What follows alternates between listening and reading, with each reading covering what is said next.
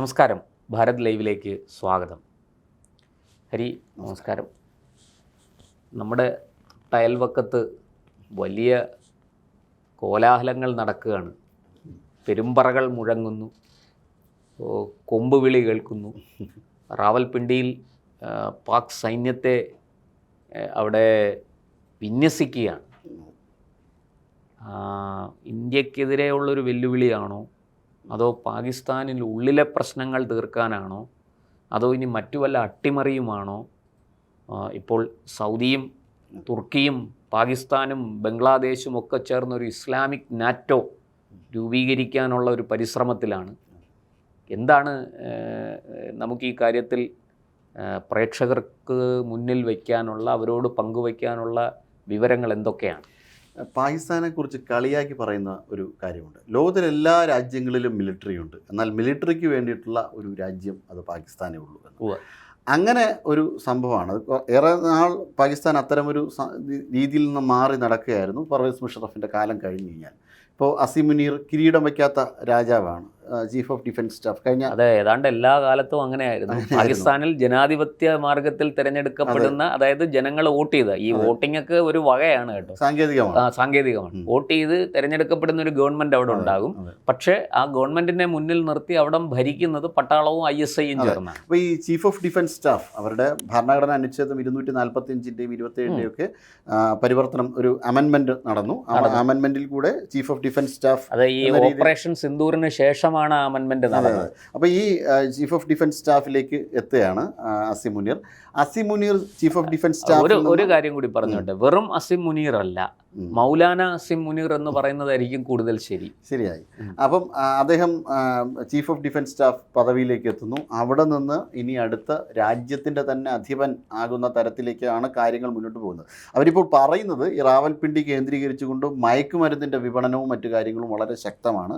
അതുകൊണ്ടാണ് റാവൽപിണ്ടി കേന്ദ്രീകരിച്ചുകൊണ്ട്, റാവൽപിണ്ടിയിൽ പോലും അവർക്ക് അവരുടെ സൈന്യത്തിൻ്റെ തന്നെ ആസ്ഥാനം ആയിട്ടുള്ള റാവൽപിണ്ടിയിൽ അത് ചെയ്യാൻ പറ്റിയില്ല എങ്കിൽ, അപ്പോൾ അതിൻ്റെ ലക്ഷ്യം, കൃത്യമായൊരു ലക്ഷ്യമുണ്ട്. അത് ബലൂചിസ്ഥാൻ കേന്ദ്രീകരിച്ചുകൊണ്ട് കൂടുതൽ മാറ്റങ്ങൾ. ബലൂചിസ്ഥാൻ വളരെ ടാക്റ്റിക്കലായിട്ടുള്ള ഒരു അറ്റാക്കാണ് ഇപ്പോൾ നടത്തുന്നത്. പാലങ്ങൾ തകർക്കുന്നു. ആ പാലങ്ങൾ തകർക്കുന്നതിനൊക്കെ തന്നെ വലിയ ഇമ്പാക്റ്റ് ഉണ്ട്. വളരെ കൃത്യമായിട്ടൊരു ഗെറില്ല മോഡൽ. സൈന്യത്തിന് അങ്ങോട്ടേക്ക് സഞ്ചരിച്ചെത്താൻ പറ്റുന്നില്ല, മുഴുവൻ വാഹനങ്ങൾക്കൊന്നും എത്താൻ കഴിയില്ല. അപ്പോൾ ആ രീതിയിൽ വളരെ കൃത്യമായ ഓപ്പറേഷൻസ് ആണ് ബലൂചിസ്ഥാൻ കേന്ദ്രീകരിച്ച് നടക്കുന്നത്. അതോടൊപ്പം തന്നെ POK കേന്ദ്രീകരിച്ചും ജോയിൻ്റ് അവാമി ആക്ഷൻ കമ്മിറ്റിയുടെ നേതൃത്വത്തിലും വലിയ ശക്തമായ മൂവ്മെൻറ്റ് തന്നെ നടത്തുന്നു. അവർ ബലൂചിസ്ഥാൻ സ്വാതന്ത്ര്യ പ്രഖ്യാപനം നടത്തി. ഓഗസ്റ്റ് 11-നാണ് അവരുടെ സ്വാതന്ത്ര്യമായിട്ട്. അതോടൊപ്പം തന്നെ POK ഭാരതത്തോടൊപ്പം ചേരാൻ വേണ്ടിയിട്ട് നിൽക്കുന്നു. സിന്ധിലും കാര്യമായ രീതിയിലുള്ള പ്രശ്നങ്ങളുണ്ട്.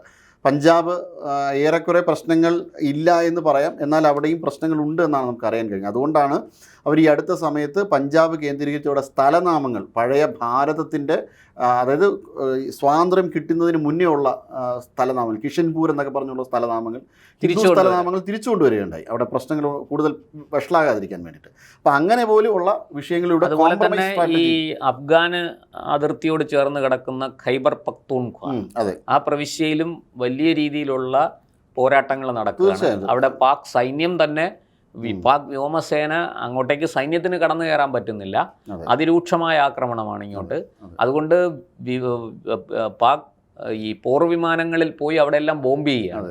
സ്ത്രീകളും കുട്ടികളും അടക്കം വലിയ തോതിൽ മരിച്ചു വീഴുന്നു. സിന്ധിന്റെ ഭാഗമാണ്. അതും ഒരു വലിയ പ്രശ്നമായിട്ട് പാകിസ്ഥാൻ നേരിട്ടുകൊണ്ടിരിക്കുകയാണ്. അതുപോലെ ഗിൽജിത് ബാൾട്ടിസ്ഥാനിൽ വലിയ രീതിയിൽ സ്വാതന്ത്ര്യ പ്രക്ഷോഭം നടക്കുന്നു. അവർ ഇന്ത്യക്കൊപ്പം ചേരണമെന്ന് പറഞ്ഞ് വലിയ രീതിയിൽ മുറവിളി കൂട്ടിക്കൊണ്ടിരിക്കുകയാണ്. ഇങ്ങനെ ഒരു വല്ലാത്ത സാഹചര്യത്തിലൂടെയാണ് പാകിസ്ഥാൻ ഛിന്ന ഭിന്നമാകുന്ന ഒരു അവസ്ഥയിലാണ്. നമ്മൾ കഴിഞ്ഞ ദിവസം ഇതിനെക്കുറിച്ച് നമ്മൾ ചർച്ച ചെയ്തായിരുന്നു. ഈ പാകിസ്ഥാൻ നേരിട്ട് കൊണ്ടിരിക്കുന്ന ആഭ്യന്തര വെല്ലുവിളി എന്ന അർത്ഥത്തിൽ തന്നെ നമ്മളിത് ചർച്ച ചെയ്തായിരുന്നു. അപ്പോൾ ഇതൊരു കേവലം ഒരു പട്ടാളത്തിനോ ISIക്കോ ഒന്നും നേരിടാൻ കഴിയുന്ന വിധത്തിലല്ല ഈ ജനകീയ പ്രക്ഷോഭം അവിടെ നാൾക്ക് നാൾ വർദ്ധിച്ചുകൊണ്ടിരിക്കുന്നത്. അവർ വളർത്തിയ ഭീകരവാദികൾ തന്നെ. അപ്പം നേരത്തെ പാകിസ്ഥാൻ ഭീകരവാദികളെ വളർത്തിയെന്നെങ്കിലും അത് ഇന്ത്യക്കെതിരെയാണ് ഭീകരവാദികൾ. അപ്പോൾ അതൊരു ഗുഡ് ടെററിസ്റ്റ് എന്നാണ് അവർ വിളിക്കുന്നത്. വളരെ നല്ല ഭീകരവാദികൾ. ആ ഭീകരവാദികളുടെ ഒരു വിങ് തന്നെ ഇപ്പോൾ അവർക്കെതിരെ, ഇപ്പോൾ തെരീഖ് താലിബാൻ ഒക്കെ അവർക്കെതിരെയുള്ള ഭീകരവാദികളാണ്. അവരൊരു ബാഡ് ടെററിസ്റ്റ് എന്നാണ് വിളിക്കുന്നത്. അപ്പം നേരത്തെ മുൻപ് ബ്രിട്ടീഷുകാർ മാർഷൽ, നോൺ മാർഷൽ, ഇതിൽ തന്നെ നല്ലതും ചീത്തയും. കഷ്ടം. അപ്പം അങ്ങനെ ഈ ബ്രിട്ടീഷുകാർ മാർഷൽ, നോൺ മാർഷൽ എന്ന് വിളിച്ചിരുന്ന പോലെ ഇന്ത്യൻസിനെ തന്നെ, ഇന്ത്യൻ സ്വാതന്ത്ര്യ സമര സേന. അപ്പം അതുപോലെ ഇവർ അവരുടെ ഭീകരവാദികളെ ഈ രീതിയിൽ തരംതിരിവ് നടത്തിയിട്ടാണ് വിട്ടിരുന്നത്. അപ്പോൾ ആ ഭീകരവാദികളുടെ ആക്രമണം കൂടി ഒരു ഭാഗത്തുകൂടെ ഇവർ നേരിടേണ്ടി വരും. ഈ ഭീകരവാദികളുടെ ഒരു ജോയിൻറ്റ് ഫോഴ്സ് ഉണ്ട്. ആ ജോയിൻറ്റ് ഫോഴ്സ് ആണ് ഒരു രീതിയിൽ ഇവരെ ഭരിക്കുന്നത്. അപ്പം അങ്ങനെ ഇവർക്ക് ആരെ കൊണ്ടും നിയന്ത്രിക്കാൻ പറ്റാത്തൊരവസ്ഥയിലേക്ക് പോകുന്നു. അങ്ങനെ ഒരു അവസ്ഥയെ നിയന്ത്രിക്കാനും ഒപ്പം അസി മുനീറിൻ്റെ ഒരു പ്രസിഡൻറ്റ്, അദ്ദേഹം ഒരു പ്രസിഡൻ്റ് എന്ന നിലയിൽ സ്ഥാനാരോഹണം ചെയ്തില്ലെങ്കിൽ പോലും നിയർ ടു പ്രസിഡൻറ്റ്, പൂർണ്ണമായും എല്ലാം കൈകാര്യം ചെയ്യുന്ന തരത്തിലേക്ക്, എല്ലാത്തിലും ഇടപെടുന്ന തരത്തിലേക്ക് കാര്യങ്ങൾ മാറും. അദ്ദേഹം പ്രസിഡൻ്റ് ആകാൻ പോകുന്നു എന്ന തരത്തിൽ തന്നെയാണ് നമുക്ക് കാര്യങ്ങൾ മനസ്സിലാക്കാൻ കഴിയുന്നത് ഇപ്പോഴത്തെ സ്ഥിതിഗതികൾ വിലയിരുത്തി നോക്കും. പക്ഷേ അതിനുള്ള സാധ്യതയുണ്ടോ? കാരണം ഈ അസിം മുനീറിനെ സംബന്ധിച്ചിടത്തോളം ഇപ്പോഴത്തെ ഈ ജനാധിപത്യ സംവിധാനത്തിലൂടെ അവിടെ ഒരു ഭരണം നടക്കുന്നുണ്ട്, ഒരു ഭരണകൂടമുണ്ട്. ആ ഭരണകൂടം ഈ പരിപൂർണമായിട്ടും അസിം മുനീറിൻ്റെ നിയന്ത്രണത്തിലാണ്. അപ്പോൾ അവരെ മുന്നിൽ നിർത്തി അസിം മുനീർ പുറകിൽ നിന്ന് കളിക്കാനല്ല ഇത് അങ്ങനെ ചെയ്താലും മതി. പക്ഷേ അതല്ല പാകിസ്ഥാൻ്റെ ഒരു ശൈലി. പൂർണ്ണമായി അവർക്ക് കൽച്ചുവട്ടിലാക്കുക എന്നുള്ളൊരു ശരി. ഇപ്പോൾ പർവേസ് മുഷറഫിന്റെ സമയത്ത് നവാസ് ഷെരീഫൊക്കെ നമ്മൾ പഴയ സിയാ ഉൾ ഹക്കിന്റെ കാലം തൊട്ടേ കണ്ടുവരുന്നത് താങ്കൾ പറഞ്ഞതുപോലെ ഈ പട്ടാള അട്ടിമറിയിലൂടെ പാകിസ്ഥാന്റെ ഭരണം പിടിച്ചെടുക്കുന്നു, എന്നിട്ട് പട്ടാള മേധാവി അവിടുത്തെ സർവാധികാരിക്കാരനായിട്ട് ഭരിക്കുന്നു. പക്ഷേ പർവേസ് മുഷറാഫിന് അങ്ങനെ ചെയ്തിട്ട് ഒടുവിൽ പർവേസ് മുഷറാഫിന് അതിൽ നിന്ന് പിന്തിരിയേണ്ടി വന്നു. നവാസ് ഷെരീഫിനെ തിരിച്ചു കൊണ്ടുവരേണ്ടി വരുന്നു. നവാസ് ഷെരീഫ് പിന്നീട് പാകിസ്ഥാന്റെ ഭരണാധികാരിയായി മാറിയ കാഴ്ച നമ്മൾ കണ്ടു. ഇവിടെയും ലോകക്രമം മാറിയിരിക്കുന്നു. ഇന്നിത് ഒക്കെ സംഭവിച്ചാൽ ചോദ്യം ചെയ്യാൻ ലോകത്തിൻ്റെ ഏത് കോണിൽ നിന്ന് ആരും ഇതിനെതിരെ രംഗത്ത് വരും. പിന്നെ മറ്റൊരു പ്രധാനപ്പെട്ട വെല്ലുവിളി എന്ന് പറയുന്നത് കടുത്ത സാമ്പത്തിക പ്രതിസന്ധിയിലൂടെ കടന്നു പോവുകയാണ് പാകിസ്ഥാൻ. ആ സമയത്ത് ഈ എന്ത് പ്രശ്നമുണ്ടായാലും ഇപ്പോൾ ആ കുറ്റങ്ങൾ ചാർത്താനായിട്ട് ഒരു ഭരണകൂടം അവിടെ ഉണ്ട്. ആ ഭരണകൂടത്തിന്റെ തലയ്ക്ക് അത് വെച്ച് ഊരാൻ കഴിയും. പക്ഷെ അസിം മുനീർ അതിലേക്ക് വരുമ്പോൾ ഇതിന്റെ എല്ലാം ഉത്തരവാദിത്വം അസിം മുനീറിന്റെ തലയ്ക്ക് വരും. അങ്ങനെ ഒരു സ്വയം ഡ്യുവൽ ഗവൺമെന്റ് സ്ട്രാറ്റജിയിൽ വേണമെങ്കിൽ അവർക്ക് മുന്നോട്ട് പോകും. അതാണ് ബുദ്ധിപരമായ ഒരു നീക്കം. പക്ഷേ അവരുടെ ഒരു പാരമ്പര്യം അനുസരിച്ച് ഈ രീതിയിലാണ്. അപ്പം ആർമിക്ക് എല്ലാ സമയത്തും വഴങ്ങിക്കൊടുത്തുകൊണ്ടാണ്.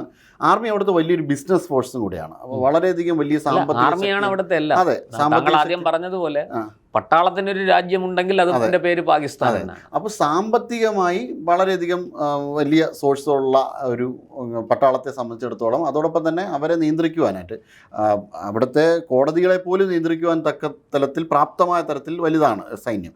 പക്ഷേ അങ്ങനെ ഉള്ളപ്പോൾ പോലും ഈ അട്ടിമറികൾ നടത്തി അവർക്ക് പൂർണ്ണമായും രാജ്യത്തെ കാൽച്ചുവട്ടിലാക്കാനുള്ള ഒരു നീക്കം നടത്താറുണ്ട്. പൂർണ്ണമായി അവരെ ഒഴിവാക്കി നിർത്തിക്കൊണ്ട് ഞങ്ങൾ ഭരിക്കണം എന്നൊരു സ്ട്രാറ്റജി അവർ രൂപീകരിക്കാറുണ്ട്. ഇപ്പോൾ ചിലപ്പോൾ വ്യത്യസ്തമായ രീതിയിൽ ഇപ്പോൾ അസിം മുനീർ സമീപിച്ചേക്കാം ഒരു ഡ്യുവൽ ഗവൺമെൻറ് സ്ട്രാറ്റജിയിൽ. അവർ ഭരണം നടത്തേണ്ട ഉത്തരവാദിത്വം അവർക്കും പിന്നിൽ ഞങ്ങൾക്കും. പക്ഷേ അവരുടെ ഒരു രീതി ഈ തലത്തിലൂടെയാണ് മുന്നോട്ട് പോകുന്നത്. അതാണ് സാധാരണഗതിയിൽ ഒരു മനുഷ്യൻ ഇങ്ങനെ ഒരു രാജ്യം അല്ലെങ്കിൽ ഒരു ഭരണാധികാരി ഇങ്ങനെ ചിന്തിക്കുകയുള്ളൂ. പക്ഷേ അതിന് അബറേഷനാണ് പാകിസ്ഥാൻ എന്നവർ പലതവണ തെളിയിച്ചിട്ടുള്ളത്. അതുകൊണ്ടാണ് നമുക്ക് അത്തരത്തിൽ ചിന്തിക്കേണ്ടി വരുന്നത്. അപ്പോൾ ഈ രീതിയിൽ മുന്നോട്ട് പോയി കഴിയുമ്പോൾ ഇനിയിപ്പോൾ ആര് തന്നെ പാകിസ്ഥാൻ്റെ തലപ്പത്തേക്ക് വന്നാലും ഒരു വിഭജനം പാകിസ്ഥാനിൽ ഒരു അനിവാര്യമായ വിഭജനം പാകിസ്ഥാൻ നടന്നു കഴിഞ്ഞു. ബലൂചിസ്ഥാൻ വാസ്തവത്തിൽ അവരെ വിട്ടുപോയി കഴിഞ്ഞിരിക്കുന്നു, സ്വാതന്ത്ര്യം നേടിയിരിക്കുന്നു എന്ന് തന്നെ നമുക്ക് പറയാം. അതെ, പാകിസ്ഥാൻ ഒരു പ്രവശ്യയെ ആ പ്രവശ്യയിലേക്ക് മറ്റൊരു രാജ്യം ആക്രമിക്കുവാൻ വേണ്ടി കൂടി വിട്ടുകൊടുത്തിരിക്കുകയാണ് അവർ. ഇപ്പോൾ ഇറാൻ ബലൂചിസ്ഥാനിൽ ആക്രമിക്കുന്ന സമയത്ത് കൃത്യമായി അവർക്ക് അറിയാമായിരുന്നു ഈ ഇറാൻ ഈ ഭാഗത്തേക്ക് ആക്രമണം നടത്തുമെന്ന്. അവരുടെ ജനതയെ കൊട്ടേഷൻ കൊടുത്ത് അടുത്ത രാജ്യത്തെ കൊണ്ട് ആക്രമിച്ചതുപോലും IRGCയുടെ നേരിട്ടുള്ള ഒരു സപ്പോർട്ടും പിന്തുണ ഈ അസിം മുനീറിനുണ്ട്. അസിം മുനീർ ഒരു ബിസിനസ് റവല്യൂഷണറി ഗാർഡ്സ്. അതെ, ഇസ്ലാമിക് റവല്യൂഷണറി ഇറാന്റെ പട്ടാളം IRGCയുമായിട്ട് ഇദ്ദേഹത്തിന് വളരെ ക്ലോസ് കോണ്ടാക്ട് ഉണ്ട്. അതായത് ഈ മിലിറ്ററിയുടെ ഇസ്ലാമിക് ആണോ ഇറാൻ റവല്യൂഷൻ, അതിന്റെ എൻ്റെ പേര് ഞാൻ ഫുൾ ഫോം ഇറാൻ അല്ല, ഇസ്ലാമിക്. അപ്പോൾ ഈ തരത്തിൽ ഈ പാകിസ്ഥാൻ്റെ സൈബർ വിങ്ങിൻ്റെയൊക്കെ ഹെഡായിരുന്ന അസിം മുനീറിൻ്റെ സമയത്ത് 2016 തോന്നുന്നു. അദ്ദേഹത്തിന് ആ സമയം മുതൽ IRGCയുമായി വളരെ അടുത്ത ബന്ധമുണ്ട്. ഇവർ തമ്മിൽ ബിസിനസ്സിൽ സാമ്പത്തികമായിട്ടുള്ള ക്രയവിക്രയമുണ്ട്. അത് കാരണം തന്നെ IRGC നടത്തുന്ന നീക്കങ്ങളെക്കുറിച്ചും അസീം മുനീറിന് വ്യക്തമായ ധാരണയുണ്ട്. ഒരിക്കൽ അമേരിക്കൻ ഇൻ്റലിജൻസ് പോലും അവരെ ട്രംപിനെ വാൺ ചെയ്തിട്ടുണ്ട്, ഇയാളെ പിടിച്ച് ഈ പീസ് ഫോഴ്സിൻ്റെയോ മറ്റു കാര്യങ്ങളുടെ ഭാഗമാക്കി മാറ്റരുത്, അമേരിക്ക ചതിക്കപ്പെടും എന്ന് പറഞ്ഞുകൊണ്ട് ട്രംപിനെ വാൺ ചെയ്യുന്ന ഘട്ടം പോലും എത്തിയിട്ടുണ്ട്. ഈ നമ്മുടെ അമേരിക്കൻ മാധ്യമങ്ങളിലൊക്കെ വാർത്തയായ കാര്യമാണ്. അതെ, വാഷിംഗ്ടൺ പോസ്റ്റിലും ന്യൂയോർക്ക് ടൈംസിലും ഒക്കെ അത് വന്നിട്ട് വളരെ കൃത്യമായ വാർത്തയായിരുന്നു. അപ്പോൾ ഈ രീതിയിൽ ഈ പാകിസ്ഥാനെ വരുതിയിൽ നിർത്തിക്കൊണ്ടും അതോടൊപ്പം തന്നെ ഈ ഇറാനും മറ്റു രാജ്യങ്ങളിലുള്ള ബിസിനസ് ഫോഴ്സ് ആം ഫോഴ്സുകളുമായിട്ടും ഇയാൾക്ക് വളരെ ശക്തമായ ബിസിനസ് ബന്ധങ്ങളുണ്ട്. ഇതൊക്കെ വച്ചുകൊണ്ട് പാകിസ്ഥാനെ വരുതിയിൽ നിർത്തുക, പാകിസ്ഥാനിലൊരു സമഗ്രമായ ഒരു മാറ്റം നടത്തുക, ഒപ്പം അങ്ങ് നേരത്തെ സൂചിപ്പിച്ചതുപോലെ ഭാരതത്തിനെ ഒരു ആക്രമിക്കാൻ പോകുന്ന ധാരണ ഉണ്ടാക്കുക, കുറച്ചെങ്കിലും ആ രാജ്യം ഒന്നാക്കി കൊണ്ടുവരാൻ.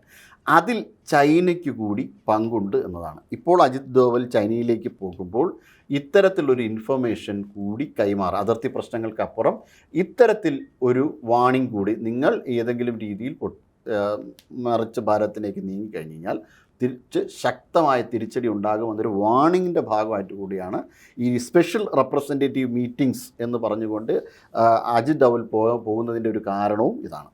എന്തായാലും ഈ പാകിസ്ഥാനിലെ റാവൽപിണ്ടിയിൽ വലിയ രീതിയിൽ സൈനിക വിന്യാസം നടക്കുന്നു എന്നുള്ളത് നമ്മൾ ദിവസങ്ങൾക്ക് മുമ്പ് തന്നെ മനസ്സിലാക്കുകയും നമ്മുടെ ഇൻ്റലിജൻസും സൈന്യവും ഒക്കെ അതിനനുസരിച്ച് നടപടികൾ സ്വീകരിക്കുകയൊക്കെ ചെയ്തിട്ടുണ്ട്. നമ്മൾ വളരെ കൃത്യമായിട്ട് നമ്മുടെ അതിർത്തികളെല്ലാം വളരെ സുരക്ഷിതമാക്കി വെച്ചിട്ടുണ്ട്. അതുകൊണ്ട് തന്നെ ഇന്ത്യക്ക് നേരെ ഏതെങ്കിലും തരത്തിലുള്ള ഒരു പരിശ്രമം ഉണ്ടായാൽ അതിന് പാകിസ്ഥാൻ കനത്ത വില നൽകേണ്ടി വരുമെന്ന് തീർച്ചയാണ്. അതുകൊണ്ടാണ് നമ്മൾ കൃത്യം ഓപ്പറേഷൻ സിന്ദൂർ താൽക്കാലികമായിട്ട് നിർത്തിവെക്കുമ്പോൾ നമ്മൾ പറഞ്ഞത് ഓപ്പറേഷൻ സിന്ദൂർ അവസാനിച്ചിട്ടില്ല, ഏത് നിമിഷവും ഇത് പുനരാരംഭിക്കും എന്നാണ്. ഇതുവരെ നമ്മൾ അതിർത്തിയിലെ സേനാവിന്യാസത്തിൽ നമ്മൾ കുറവൊന്നും വരുത്തിയിട്ടില്ല. വളരെ കൃത്യമായിട്ട് അതിർത്തി അങ്ങേയറ്റം സുരക്ഷിതമായിട്ട് ജാഗ്രതയോടെ നമ്മൾ കാത്തുരക്ഷിച്ചു പോരുന്നുണ്ട്. എന്തായാലും റാവൽപിണ്ടിയിലെ നീക്കം അത് നമ്മൾ മാത്രമല്ല, ഇന്ത്യ മാത്രമല്ല, ലോകമെങ്ങുമുള്ള ഭരണാധികാരികൾ, വിവിധ രാഷ്ട്ര തലവന്മാർ, ഇസ്രയേലിൻ്റെ മൊസാദ് പോലെയുള്ള ചാരസംഘടനകൾ ഒക്കെ ഇത് വളരെ ജാഗ്രതയോടെ സൂക്ഷ്മമായി നിരീക്ഷിച്ചു കൊണ്ടിരിക്കുകയാണ്. പാകിസ്ഥാനിലെ ആഭ്യന്തര പ്രശ്നങ്ങൾ തന്നെ അതിരൂക്ഷമായിരിക്കുന്ന ഈ ഒരു സാഹചര്യത്തിൽ ഈ ഒരു നീക്കം അത് വളരെ ശ്രദ്ധ ആകർഷിക്കും എന്നുള്ള കാര്യത്തിലും തർക്കമില്ല.